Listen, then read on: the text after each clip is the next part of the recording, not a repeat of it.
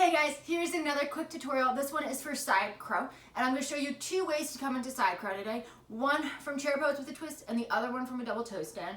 I don't feel like one way is harder than the other, but I do know that some people prefer using the chair pose way when they first start out. That's the pose and variation that I started out with, but then other people like to come in from a double toe stand. So I'll show you both.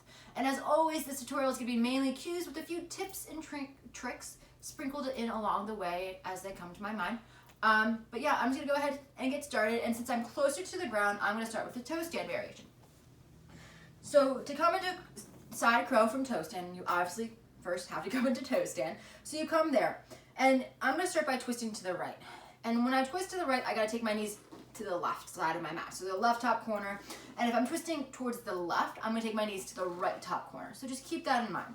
So basically, when it comes to the toe stand variation, your knees go in the opposite direction that you're trying to twist in. So from midline, I'm going to take my knees to the right, plant my hands down, shoulder width distance. And from here, my right elbow is pressing into my right knee. And I'm going to walk my hands a little bit more over, so that way my right wrist is directly underneath my right elbow, and my left elbow. This is my left. My left elbow is pressing into my right knee. My right hand is now in line with my right hip. So my right elbow is in line with my right hip. So my right hand, which is stacking below my right elbow, is obviously in line with my right hip. And so from here, what you do is you begin to bend your elbows and you tilt forward. And you rest your right hip on your right elbow. Your left elbow is already supporting your right knee, and you can keep your feet on the mat to just get used to this balance and work the base. Or you can lift your feet up off the mat. And you shift your gaze out and over to the left here. So gazing the opposite direction that you're twisting. And to come out of the pose, you can just kind of rock back, bring your feet back down to the mat, and you drill your knees forward. So yeah, that is coming into side crow from toe stand. It's pretty easy, pretty simple.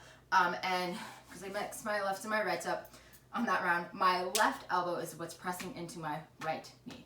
And so when you twist to the right to the left on the side, your right elbow is going to be pressing into your left knee. And that is the same thing for chair pose. When you come into chair pose with a twist, because you swoop your left elbow to the outside of your right knee there too.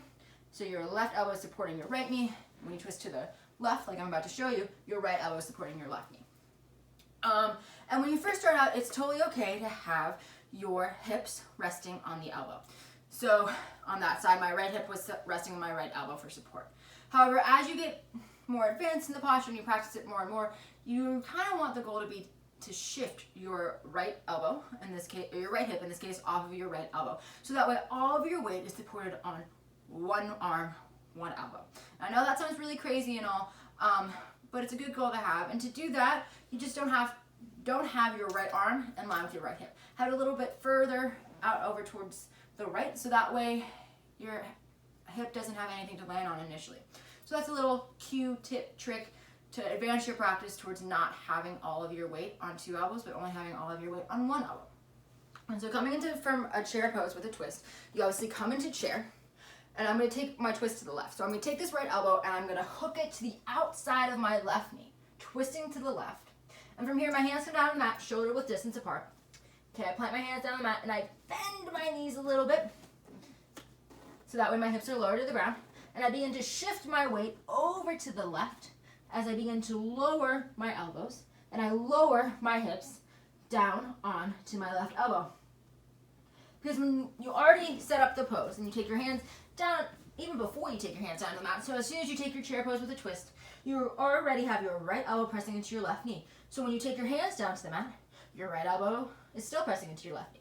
And so as you begin to lower your hips down and bend your elbows, your right elbow automatically comes to support your left knee and your left leg, because your left leg automatically lands on that right elbow. And all it takes is just shifting your weight over, so that way your left hip comes to rest on your left elbow. Okay? And that's how you come into side crow from a chair pose with a twist. And in that variation, if you want to work deeper and closer towards not having your left hip resting on your left elbow, when it comes to side crow from a chair, you just walk your left hand out a little bit further. You still want your hands to be shoulder width distance apart, obviously, when you first start out and you're trying to get all of your weight on both elbows. But with time, if you walk it out a little bit, like a centimeter or two, just far enough over So that way your hip doesn't hit down your left elbow automatically.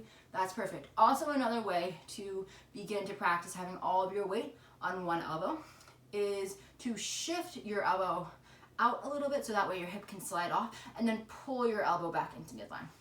Not super great for the shoulders. It might compromise a little bit, but that's like one of my own personal tricks.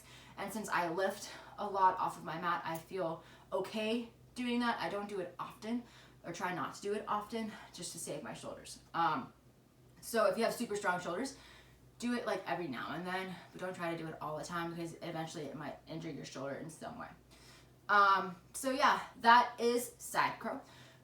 As always, when it comes to any crow pose, press your hands down to the mat and hug your belly button up and in to keep your core engaged. And yeah, that's it. I hope this tutorial helps you with your arm balance journey and when it comes to side crow. And as always, I hope you have a great rest of your day. Namaste.